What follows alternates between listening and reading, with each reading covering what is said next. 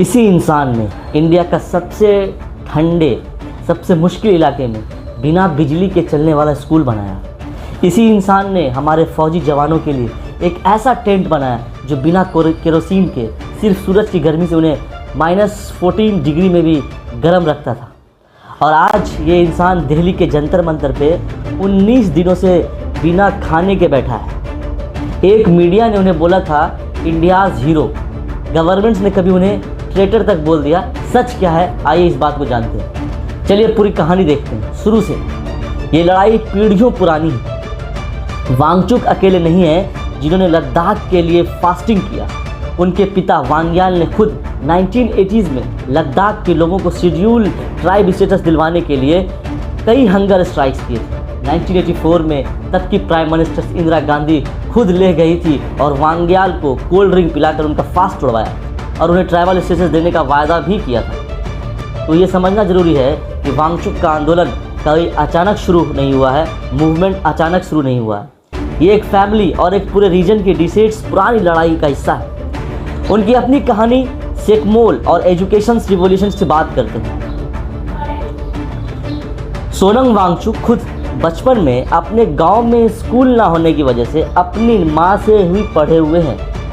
यानी 9 साल की उम्र तक उन्होंने अपनी माँ से पढ़ाई की। जब वो श्रीनगर पढ़ने गए, जहाँ पढ़ाई इंग्लिश में, उर्दू में, हिंदी में होती थी, तो वो खुद कहते हैं कि उन्हें डम्ब बॉय जैसा फील होता था क्योंकि उन्हें वो लैंग्वेजेस नहीं आती थी।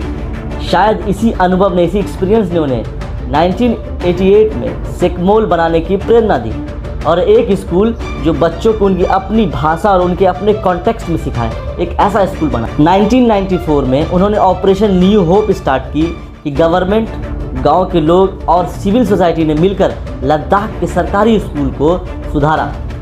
इसी काम के लिए उन्हें 1996 में Jammu and Kashmir governors medal मिला। उनकी असली इन्वेंशंस जो सबको पता होने चाहिए, जो आज हम रिकॉर्ड करेंगे। पहला, फर्स्ट सेकमोल कैंपस। बिना फॉसिल फ्यूल के स्कूल चलता है, यानी वांगचुक ने खुद सेकमोल कैंपस डिज़ाइन किया। पूरा कैंपस सोलर एनर्जी पे चलता है। कुकिंग, लाइटिंग, हीटिंग सब कुछ बिना किसी फॉसिल फ्यूल्स के, चाहे बाहर -3 डिग्री सेल्सियस क्यों ना हो, उससे चलता है। सेकेंड, आइस स्तूपा बनाया, आर्टिफिशियल ग्लेशियर बनाया। 2013 में उन्होंने आइस स्तूपा बनाया। सर्दियों का पानी कोन शेप में फ्रीज करके स्टोर किया जाता है और गर्मियों में जब खेती के लिए पानी की ज़रूरत होती है, ये धीरे धीरे पिघलता है। ये एक बेमिसाल मिसाल थी इंजीनियरिंग की। ये आइडिया इतना सिंपल और इतना इफेक्टिव था कि पूरी दुनिया में क्लाइमेट एडेप्टेशन मॉडल के रूप में डिस्कस हुआ। थर्ड, फार्म स्टेज लद्दाख, महिलाओं के लिए रोजगार। 2016 में उन्होंने फार्म स्टेज लद्दाख शुरू किया, एक प्रोजेक्ट जिसमें टूरिस्ट लद्दाख के लोकल फैमिलीज़ के घर में रुकते हैं, जो मोस्टली माँ या मिडिल एज महिलाओं द्वारा चलाए जाते हैं। ये एक डायरेक्ट तरीका था महिलाओं को अपने इनकम बनाने में हेल्प करने का। Fourth, passive solar mud buildings बनाया। उन्होंने लद्दाख, सिक्किम और नेपाल जैसे माउंटेन एरियाज़ में कई बिल्डिंग डिज़ाइन की जो रैम्ड अर्थ यानी मिट्टी से बनती थी और सिर्फ सूरज की गर्मी से अंदर वार्म रहती थी, और चाहे बाहर -30 डिग्री क्यों ना हो। इसी काम के लिए सेकमोल को 2016 में फ्रांस में इंटरनेशनल टेरा अवार्ड मिला। And most importantly, solar heated army tent हमारे जवानों के लिए बनाया। 2021 में जब गलवान वैली में इंडिया और चाइना टेंशन चल रही थी, वांगचुक और उनकी टीम ने एक सोलर हीटेड टेंट का प्रोटोटाइप बनाया जो 10 जवानों के लिए बिना किसी केरोसिन के -14 डिग्री जैसे ठंड में भी अंदर से +15 डिग्री तक गर्मी दे सकता था।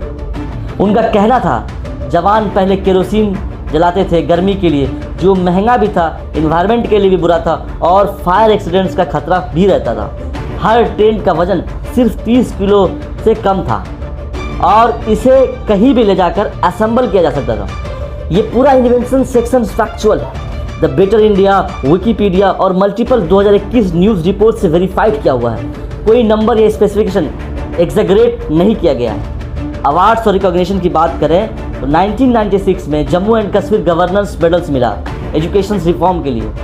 2016 में इंटरनेशनल टेरा अवार्ड फ्रांस में मिला सेकमोल की आर्थिक बिल्डिंग के लिए। 2017 में global awards for sustainable architecture मिला।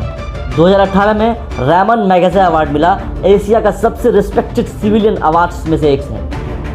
बने 2009 में बनी 3 इडियट्स के फुनसुक वांगडू कैरेक्टर की रियल लाइफ इंस्पिरेशन बने, जिसे उनका काम पूरे इंडिया में फेमस हुआ। लद्दाख की लड़ाई, हीरो से ट्रेटर तक का सफ़र कैसे हुआ। 2019 में आर्टिकल 370 हटने के बाद लद्दाख यूनियन टेरेटरी बन गया कि बिना कोई असेंबली के वांगचुक ले एपेक्स बॉडी और कारगिल डेमोक्रेटिक अलायंस के साथ स्टेट हुआ और 6th शेड्यूल स्टेटस मांगने लगे। जनवरी 2023 की बात करते हैं, 5 दिन का फास्ट रहे।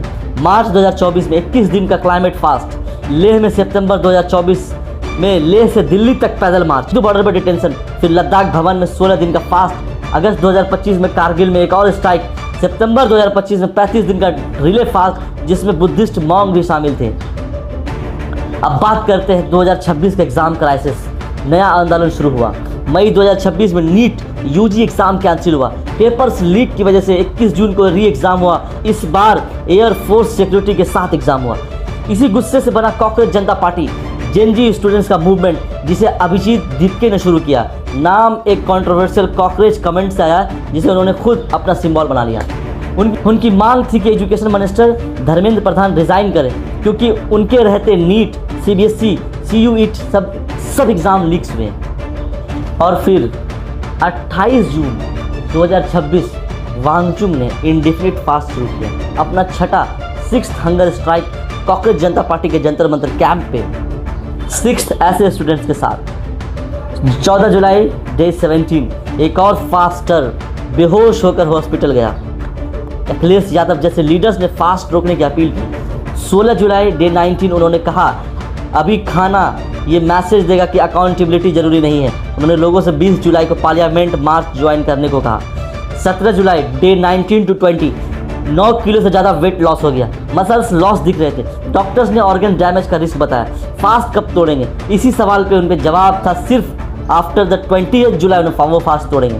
दोनों तरफ की बात को अगर सोचे तो वांगचुक की तरफ की बात को अगर सोचा जाए, बार बार एग्ज़ाम लीक होना सिस्टम्स की बड़ी प्रॉब्लम है। मिनिस्टर की अकाउंटेबिलिटी जरूरी है। बिना रिस्पॉन्स के फास्ट तोड़ना प्रोटेस्ट को बेकार बना देगा, ये उनका अपना तर्क है।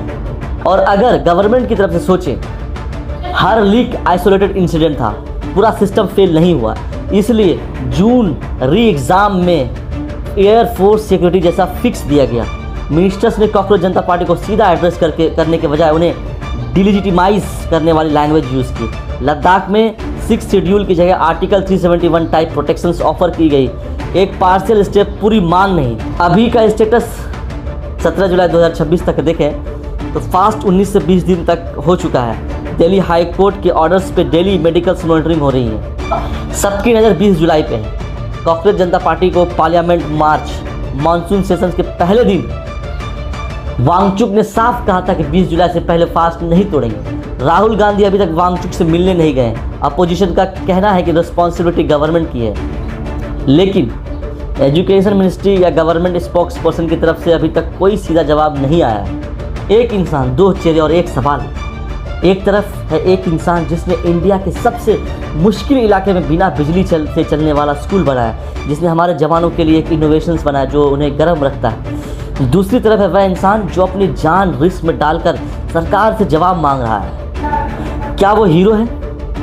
क्या उनके तरीके सही हैं? ये फैसला आपका है। हम सिर्फ फैक्ट्स दिखा सकते हैं, ओपिनियन बताना आपका काम है। एक तरफ इनोवेशन, दूसरी तरफ पब्लिक एडवोकेसी।